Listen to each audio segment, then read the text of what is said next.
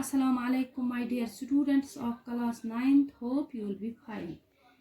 Dear students, today our topic is forest transformations in Java from the chapter Forest Society and Colonialism. Dear students, in the previous lectures we have talked about why deforestation, rise of commercial forestry and rebellion in the forest. From the chapter Forest Society and Colonialism. Dear students, and today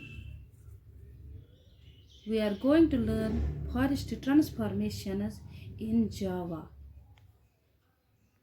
Dear students, इससे पहले हम अपने topic पे आए,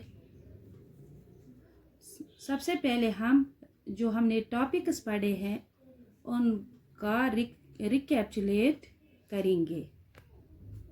dear students, wide deforestation में हमने पढ़ा land to be improved, plantation हमने पढ़ा, और land to be improved, land को क्यों सुधारा गया, यानी जो ये पेड़ डिसअपेरेंस ऑफ ट्रीज थे, डिफॉरेस्टेशन बहुत ज़्यादा हुई थी जो जब इंडिया अंडर कॉलोनियल रूल में था.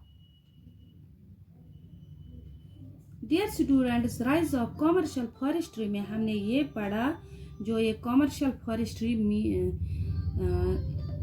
टू इम्प्रूव इकोनॉमी, यानी कमर्शियल फॉरेस्ट्री और साइंटिफिक फॉरेस्ट्री किस लिए, यानी क्यों ये बढ़ गई थी, टू इंक्रीज इकोनॉमी, यानी बढ़ाने के लिए, इकोनॉमी बढ़ाने के लिए फॉरेस्ट कमर्शियल फॉरेस्ट्री ब्रिटिशर्स को करनी पड़ी.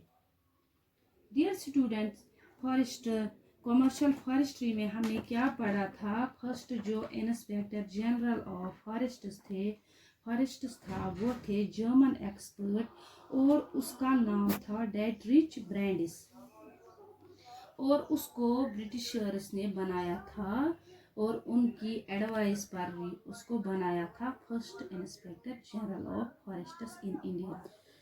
तो उसने क्या किया था, Brandis realized that a proper system had to be introduced to manage the forests and people had to be trained in the science of conservation, यानी proper guidelines उसने इंट्रोड्यूस की थी और लोगों को ट्रेंड किया कि कैसे हम जो ये कंजर्वेशन है फॉरेस्ट्स की, मतलब कैसे हम फॉरेस्ट्स को बचाएंगे क्या, और rules about the use of forest resources had to be framed. Anybody who cut trees without following the system had to be punished. यानी जो भी लोग पेड़ों को काट डालेंगे बिना इजाज़त के तो उनको सज़ा मिलेगी. और उस वक़्त उसमें हमने ये भी पढ़ा था, एक्ट्स पास हुए थे. एक एक्ट था, मतलब 1865 में भी इंडियन फॉरेस्ट एक्ट बना था, और हमने ये भी पढ़ा था जो ये मतलब natural forests which had lots of different types of trees were cut down. In their place one type of tree was planted in straight rows, यानी जो नेचुरल फॉरेस्ट्स में बहुत सारे टाइप के दरख्त होते थे उनको काट डाला गया इसके मतलब कमर्शियल फॉरेस्ट्री के अंदर. तो नए one type of tree was planted in straight rows, यानी एक अलग अलग मतलब रोज में. This is called a plantation, उसको प्लांटेशन कहते थे. और एक्ट एक बन गया था 1878. Act divided forests into 3 categories.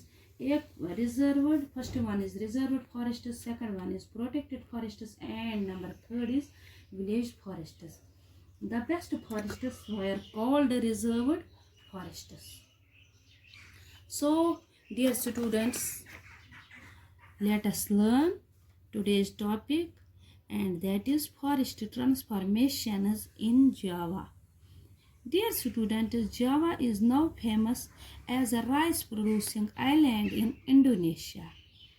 But once upon a time, it was covered mostly with forests. Dear student, Java जो है फेमस है इस वक्त मतलब राइस प्रोड्यूसिंग में, यानी वो काफ़ी मकदार में वहाँ पर जावा में राइस की पैदावार होती है। और ये आइलैंड कहाँ पर है? इंडोनेशिया में। But once upon a time it was covered mostly with forests. लेकिन एक दफ़ा क्या था, जो ये जावा था मतलब कवर्ड था, यानी कि सारे के सारा जावा जो था कवर्ड विथ फॉरेस्ट्स, यानी जंगलों से घेरा हुआ था। The colonial power in Indonesia wire the Dutch. जो ये कॉलोनियल पावर्स थे इंडोनेशिया में, वो डच थे जो बिलोंग करते थे यूरोप, नेदरलैंड से। And as well as we will see, there were many similarities in the laws for forests control in Indonesia and India।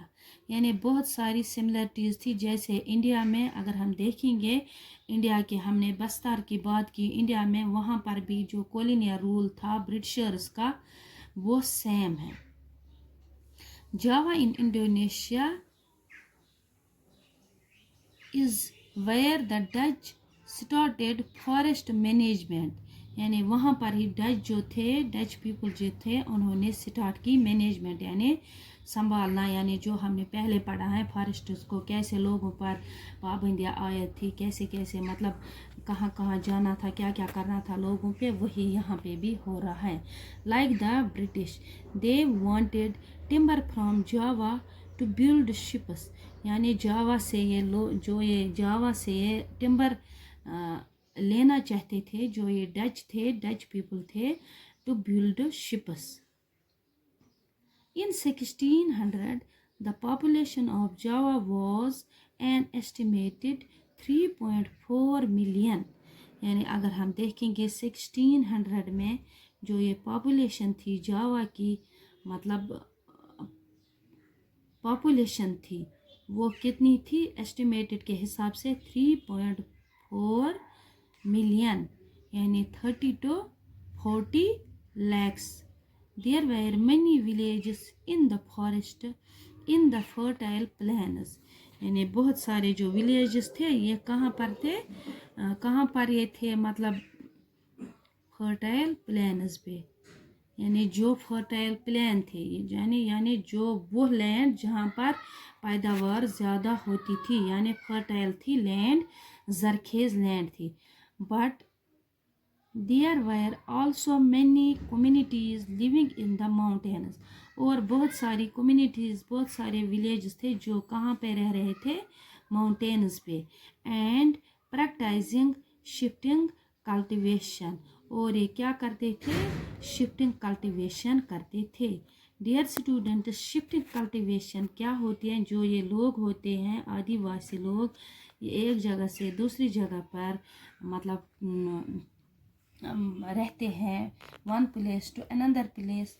And shifting cultivation is an agricultural system. और यही लोग shifting cultivation करते हैं, लेकिन shifting cultivation होती क्या है?